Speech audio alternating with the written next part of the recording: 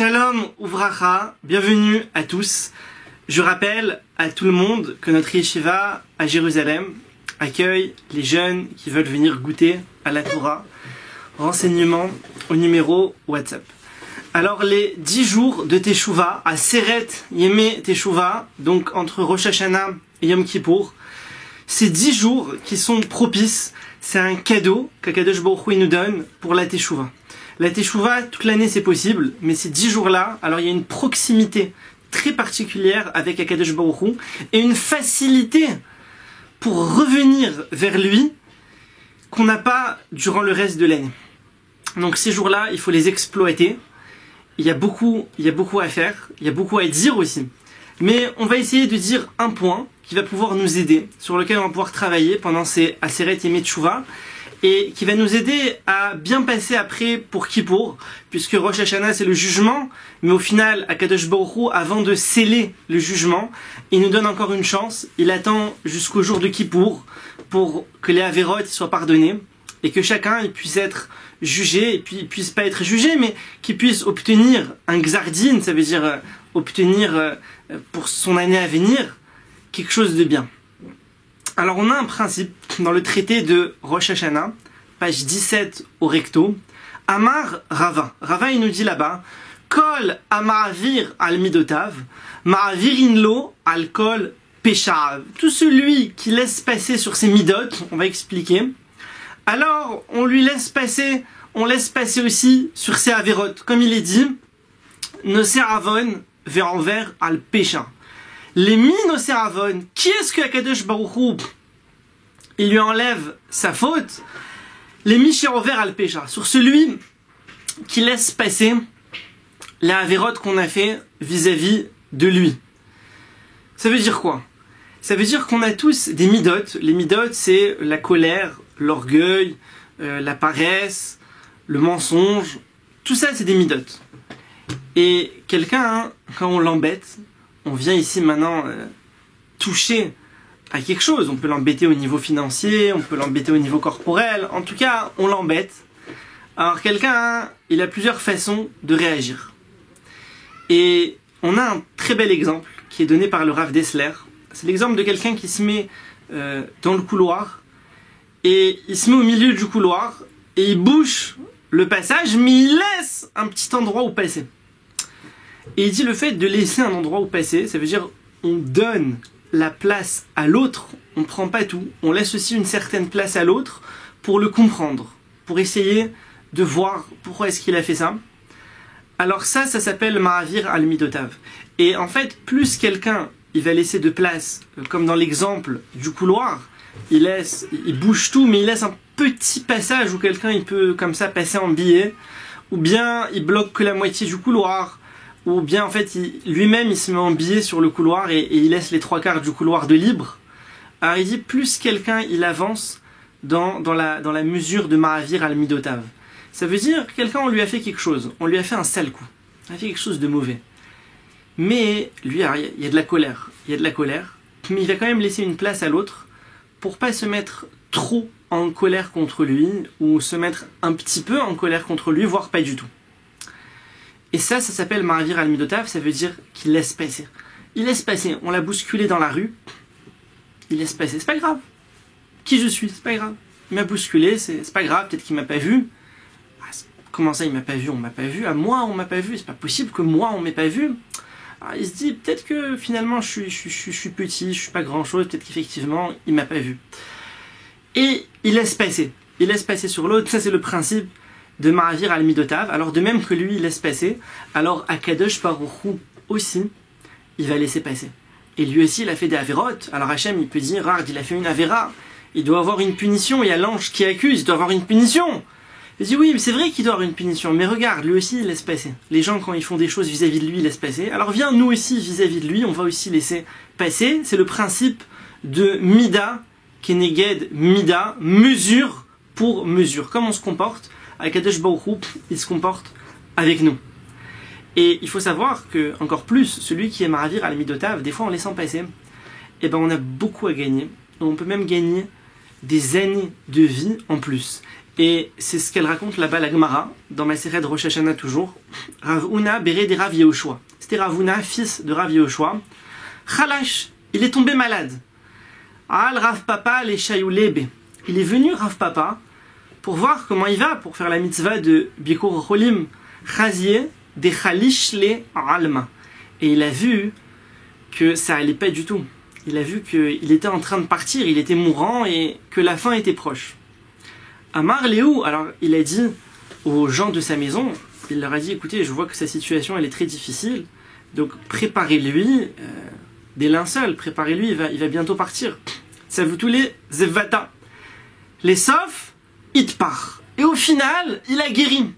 Au final, alors que tout laissait croire qu'il allait bientôt mourir, il a guéri, il s'est rétabli, il allait beaucoup mieux. Alors elle conclut la Gemara, Amar Léou, Amroulé, Maïchazit. Alors ils lui ont dit, qu'est-ce que tu as vu? Et c'est incroyable parce que ça rappelle beaucoup ces histoires de morts cliniques qui sont racontées dans plein de livres. Et en fait, on a même cette histoire-là dans la Gemara. Et ils lui ont dit, qu'est-ce que tu as vu en haut? Qu'est-ce qui s'est passé? Amar Léou, In Achiava, ve Amar Léou Akadosh Baruchu, Oil velo mokim bemile, lo tekumu bahade. Il a dit, c'est vrai, je devais partir. C'était prévu que je m'en aille. Mais Akadosh Baruch Hu, il est intervenu, il a dit, étant donné que lui, il laisse passer, il n'est pas strict sur ce que les gens lui font, il est souple, il laisse passer, alors vous aussi laissez passer avec lui. Ça veut dire, il y a des gens qui font plus ou moins preuve de souplesse. C'est des exemples qui peuvent arriver dans la vie quotidiennement, ça peut arriver n'importe quand. Un exemple, quelqu'un, il doit vous payer 100 €. Et il te dit, voilà, je te donne 50 € et le reste en shekel, le reste en dollars. Bon, la somme est liée, mais c'est pas très... Alors quelqu'un peut être souple et dire, ok, d'accord, c'est bon. Ou bien il peut être, non, on avait convenu comme ça. La mesure de souplesse, à quel point quelqu'un, il va être souple. C'est des choses très quotidiennes. C'est des situations qui peuvent être très variées, qui peuvent arriver dans beaucoup de domaines et beaucoup de choses de la vie. Et il y a un point important, c'est que dans cette mida, c'est-à-dire dans ce principe de Ma'avir al Midotav, celui qui laisse passer, alors il y a écrit Lish Erit Nachalato. Lish Erit Nachalato, Velo Kol Nachalato. C'est-à-dire que Akadosh Baruch Hu, il fait ça pour le reste de sa nation. Et nos sages, ils expliquent le reste, ça veut dire en fait celui qui se considère comme un reste. Il y a une assiette, et quand quelqu'un il a mangé, à la fin il y a toujours des restes. Et les restes, on les considère pas, on les met à la poubelle, on vide l'assiette, on jette ça à la poubelle. C'est des restes. C'est pas de quoi faire un repas ou de quoi garder pour plus tard, c'est des restes. Et donc si quelqu'un il se considère comme un reste, ça veut dire il se considère comme, dis-moi je vaux rien. Je vaux rien, tout ce que j'ai c'est pas à moi, c'est à Akadosh Baruch Hu.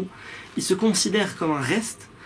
Alors pour lui, cette mesure elle s'applique, qu'il laisse passer. Il laisse passer parce qu'il y a plusieurs façons de laisser passer. Des fois il y a quelqu'un qui peut se faire insulter et il laisse passer, il répond pas, il laisse passer. Pourquoi il laisse passer? Parce que le gars en face, il fait 2 fois sa taille. Donc en fait il n'a pas le choix que de laisser passer. Donc il laisse passer pas parce que il se fait petit, il se considère comme un reste. Non, il laisse passer parce qu'il n'a pas le choix. Ou bien, à l'inverse, quelqu'un des fois de très honorable, il a un très haut poste comme ça, il est là devant les gens, et il y a un honneur, et quelqu'un vient et l'insulte. Lui maintenant il pourrait répondre, mais c'est pas de son rang. C'est pas de son niveau de répondre. Ça veut dire s'il répond en fait, il se rabaisse. Il se rabaisse, lui il m'a insulté, alors moi aussi je vais le réinsulter. Il se rabaisse, et il peut pas se rabaisser. Donc il l'insulte pas en retour, pas parce que il laisse passer, mais parce que son statut et son honneur ne lui permettent pas. Il dit ça rentre pas dans le cadre de envers al-Pécha, celui qui laisse passer. Et enfin, un dernier point aussi qui est lié, c'est que l'homme, en fait, de par ses actions, il va fixer la façon dont Akadosh Baruch Hu va se comporter avec lui. Et il y a cet exemple très classique de celui qui arrive en haut après 120 ans.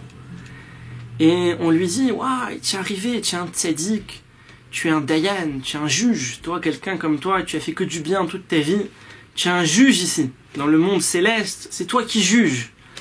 Alors bien sûr, chacun il entend ça, il se dit ouais c'est vrai, j'étais un tzaddik, je suis un juge. Alors on dit allez vas-y tu vas juger. Il dit je suis prêt, je juge. Et on lui montre des gens. On lui montre un premier monsieur, et il voit le monsieur qui fait ça, qui vole, qui manque, truc. On lui dit qu'est-ce que tu dis pour ce monsieur-là? Il dit mais ce monsieur-là c'est un rachat, comment c'est possible quelqu'un comme ça? Il a pas eu pitié, il a volé une vieille dame, il a rien eu pitié, impossible. Il dit ce monsieur-là est directement au guéhinnom, il a rien du tout. On lui dit écoute, t'es sûr, tu veux pas un petit peu faire preuve d'indulgence, parce que quand même ce monsieur-là, n'oublie pas que si, que ça. Il dit non, rien, un monsieur comme ça, c'est fini, y a rien à faire pour lui, directement au guéhinnom. On lui dit ok. On lui montre un autre monsieur. Il dit non mais ce monsieur-là c'est pas possible, il a fait ça, même chose. On lui dit mais tu es sûr, un peu d'indulgence, ce monsieur-là il avait quand même une famille, il avait quand même des enfants, il a eu une vie pas facile, c'était difficile pour lui, il avait des problèmes de santé. Tu veux pas être un peu indulgent? Il dit non, regarde ce monsieur-là il a fait ça, rien. Et au final, on lui dit écoute, sache que ces messieurs-là qu'on t'a présentés pour que tu les juges, ce sont toi. Ces messieurs-là, c'est toi. C'est toi, on t'a juste présenté la chose sous une autre forme pour que tu te rendes pas compte que c'est de toi qu'on parle. Comme ça, tu juges par toi-même, mais en fait, en les jugeant, tu t'es jugé à toi-même. Ce que tu as condamné, c'est toi. Tu t'es condamné à toi-même. Et ça, cet exemple-là, il est plus poussé. Ça veut dire que c'est après 120 ans, il arrive en haut, etc. Mais en fait, il se réalise dans notre vie de tous les jours, dans la vie de tous les jours, comment on se comporte avec l'autre. Alors c'est la façon dont Akadosh Baruch Hu, il va nous juger. Sinon on est souple, on laisse passer, Akadosh Baruch Hu aussi il sera souple et il laissera passer. C'est pour ça qu'on peut avoir deux personnes.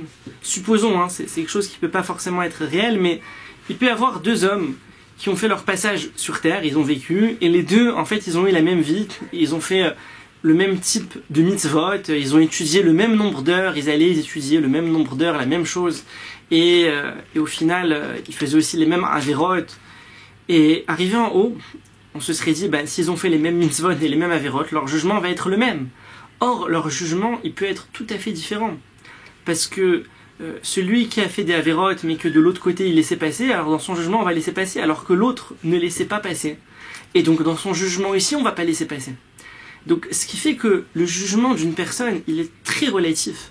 Et c'est pour ça qu'on nous dit « Al tadin et avrecha, a tchetagia limkomo » ne juge pas ton prochain tant que tu n'es pas arrivé à sa place, comme c'est dit dans les Pirkei Avot, parce que le jugement de chacun, il est relatif à la façon dont il s'est comporté avec les autres. Tevorechu, Mipi Elion, soyez bénis de la bouche d'Hachem. À bientôt. כל הנשמות תהלל, כל הנשמות תהלל,